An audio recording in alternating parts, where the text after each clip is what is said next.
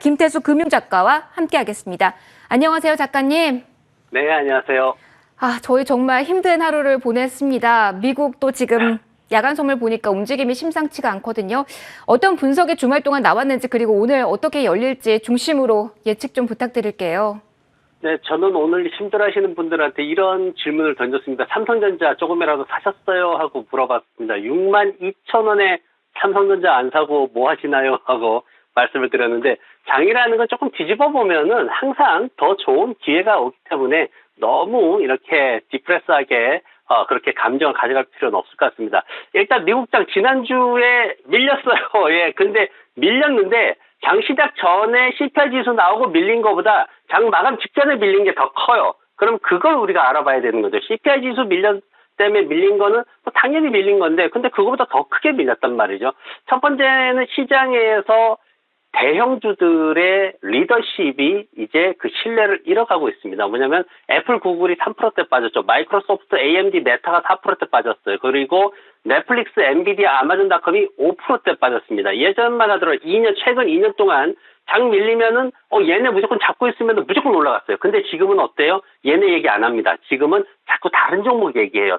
딴 종목들을 가지고 자꾸 얘기를 하고 있습니다. 그게 뭐냐면은 시장에서 신뢰성이 무너지고 있다는 게 하나의 특징이고요. 두 번째 특징은 뭐냐면은 9월 달에 금리 인상이 살짝 멈출 수도 있다라는 기대감이 있었어요. 예전에 제가 한번 소개를 해드렸었는데, 그런 기대감이 완전히 지금 뒤집어져 버렸습니다. 그러다 보니까 장마감 때 이제 급락을 한 거고, 마지막으로 금리 인상, 고인플레이션, 여기에 대해서 미국 소비자들이 이제 인지하기 시작했어요. 미국 가계에 직접적인 부담이 빠르게 온다. 이제 미시간 대학의 그런 소비자 심리 기대 지수나 이런 것들을 봐도 자동차용 휘발유 가격이 급등하면서 이런 상황이 생겼다라는 게 이제 핵심이거든요. 그러면 지금 자동차 휘발유 가격 계속 제가 말씀을 드려왔죠. $5 넘어섰잖아요. 이제 지난주 금요일도 우리가 봤는데, 지금 이게 미국 소비자들이, 그러니까 일을 해가지고, 일반적인 노동자들이 일을 해가지고 잘못하면은 이게 일주일치 받은 그 캐시를 전부 교통비에다 집어넣어야 되는 이런 상황이 생기고 있어요. 미국의 뉴욕 지역은 $5가 넘었지만은 캘리포니아 지역은 $6 40센트까지 올라갔어요. 엄청나게 올라간 겁니다. 그래서 이런 것들이 잠시 가게의 지갑을 닫을 수도 있지 않을까, 소비 절벽으로 가지 않냐, 여기에 지금 해고까지 덮치고 있죠. 그래서 이런 것들이 시장을 굉장히 압박하는 그런 모습이었습니다. 이번 주에 이제 우리가 봐야 될 게 이제 FOMC 나옵니다. 결국 이제 FOMC가 나오는데, 이게 14일, 15일, 화요일, 수요일 해가지고 나오게 되는데, 과연 이게 뭐 어떻게 될까? 이제 0.5%포인트 올린다라는 건 기정사실화되어 있는 그런 상황이에요. 지금 보면은 연준에서는 지금 올해 말에 1.9% 하겠다. 근데 지금 주변에서 하는 얘기는 3%대까지 이미 올라간 분위기예요. 지금 주변에서 얘기하는 거는. 근데 이게 아마도 도이치뱅크 같은 경우에는 결국은 이 금리 상승이 장기적으로 4%까지 올라가지 않겠나, 지금 이렇게까지 좀 보고 있습니다. 지금 연준에 대해서는 이번에 나오는 거 보고 여기에 따라서 9월 달에 뭘 할 거냐, 이번 달, 다음 달은 0.5% 이미 파월 의장이 얘기를 했기 때문에 그렇게 간다고 치더라도 9월 달에 지금 좀 전에 말씀드린 것처럼 잠깐 쉬지 않을까라고 원래 기대를 하고 있었단 말이죠. 근데 지금 상황은 9월 달에는 어쩌면 75 베이시스 포인트 자이언트 스텝으로도 갈 수 있지 않을까, 이런 얘기가 지금 나오고 있어요. 그래서 시장에서 그 부분을 우리가 잘 짚어봐야 될 것 같습니다. 경제지표 관련해가지고 5월달 소매 판매 중요하게 보셔야 됩니다. 지금 인플레이션은 그 다음에는 바로 소비로 이어지는 이슈가 됩니다. 지금 그 사이에 해고라는 이슈가 끼어 있고요. 그래서 이게 지금 소매 판매, 소비, 기업 매출 이런 게 서로 이제 아우러지는 그런 상황인데, 지금 전체적으로 경제 상황이나 이런 것들이 우리가 리오프닝이라든가 이런 것들이 팬데믹 이전으로 회복한다라는 의미인데, 이게 팬데믹으로 인한 고성장이 사라진다라는 의미로 시장에 전달이 되고 있고, 이게 주가를 끌어내리고 있어요. 그래서 팬데믹 기간 동안에 우리가 봤던 미래의 가치에 대한 어떤 성장성, 이런 것들이 결국 버블이 아니었나라는 그런 생각까지도 지금 시장에서는 나오고 있습니다. 그래서 그런 부분들을 우리가 잘 보기 위해서는 이제는 소비 관련된 것들에 좀 집중을 해야 된다는 거고요.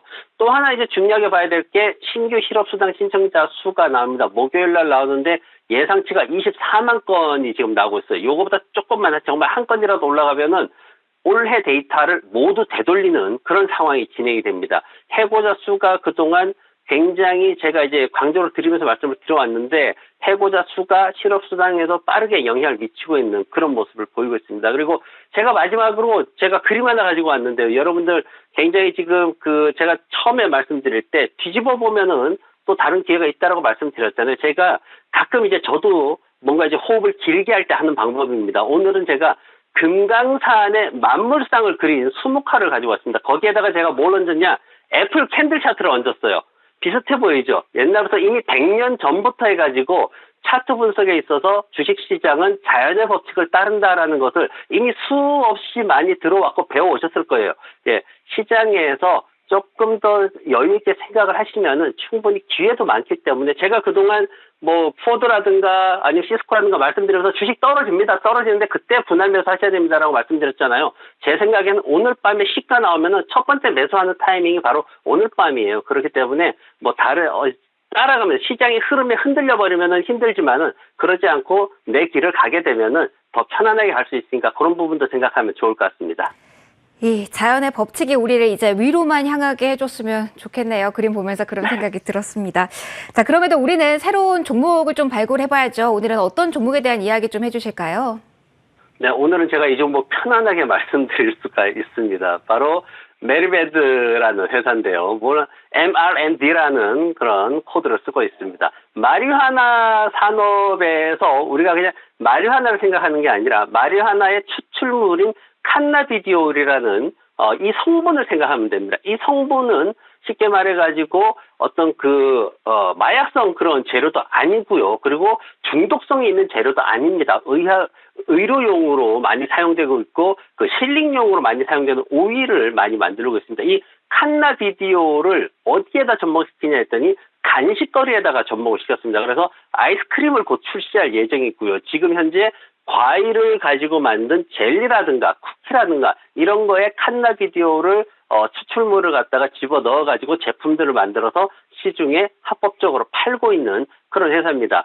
이 회사가 속해 있는 마리아나 시장이 지금 팬데믹 기간에도 2021년도에 32%나 성장을 했고요. 그리고 그랜디오 리서치에 따르면 앞으로 2030년까지 연평균 25% 성장할 거다 그렇게 나와 있습니다. 제가 왜 이 얘기를 좀 편하게 할 수 있냐면은 지금 한국 시장에서도 마리화나 관련해 가지고 태국에서 마리화나라는 거를 마약류에서 완전히 삭제해 버렸다는 이슈 때문에 관련 종목들이 주가 상승하고 있는 그런 얘기가 있었죠. 그래서 지금 가정용으로 재배까지 허용을 시켰기 때문에 이 관련 분야가 좀 더 이슈가 될 것으로 그렇게 전망이 됩니다. 하지만 아직 미국 시장에서는 이런 태국이나 이런 것들로 인해 가지고 뭔가 달라지는 그런 상황은 아직은 없습니다. 어쨌든 지금 현재 이 종목 메리웨드라는 이 종목은 60센트 아래로 있는 57센트까지 지금 이번에 하락을 했습니다. 그래서 저가주고요. 아주 저가주입니다. 그리고 거래량도 한 40만 주 정도로 이렇게 낮게 형성이 되어 있습니다.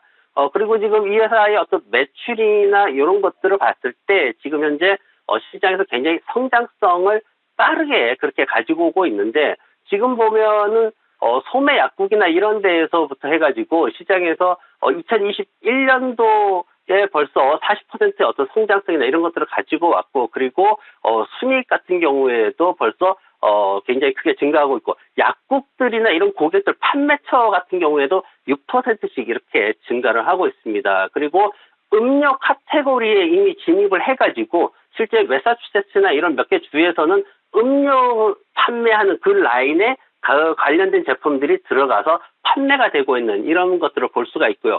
2022년도에 재무구조 봤을 때도 예상치도 1억 한 4,500만에서 1억 5천만 불 정도의 매출이 나올 것이다라고 돼 있기 때문에 한 20% 이상 또 성장이 기대가 되고 있습니다. 그리고 지금 현재 보면은 순이익이 한 3,350만 달러의 현금이 한 3,350만 달러 정도의 현금 잔고를 가지고 있기 때문에 굉장히 안정되게 그렇게 영업을 하고 있습니다. 그래서 이 회사의 차트를 보면은 지금 보면은 이제 한 60센트 정도에서 바닥을 좀 형성하려고 그렇게 하고 있고요. 그래서 지금 올해 들어가가지고 한 6개월 이상 좀 하락해 있는 그런 모습을 볼 수가 있습니다. 그래서 이 종목을 매수를 하게 되면 좀 길게 보시고요. 목표가는 1달러 50까지, 손절매가는 아래 부분에 50센트 정도로 주시면은 편안하게 투자를 하실 수 있을 것 같습니다.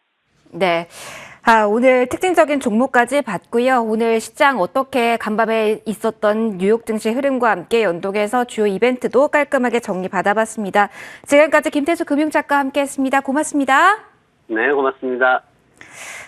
여전히 상하이 종합지수는 1% 넘게 하락하고 있고요. 야간 선물도 1.71% 계속해서 하락폭이 큽니다. 우려 안고 개장하게 되는 오늘 밤 뉴욕 주식시장이지만 조금 더 힘을 내면서 내일 우리 주식시장에 훈풍을 안겨주길 기대하면서 저는 오늘 여기서 인사드리도록 하겠습니다. 오늘 수고하셨고요. 함께해 주셔서 고맙습니다.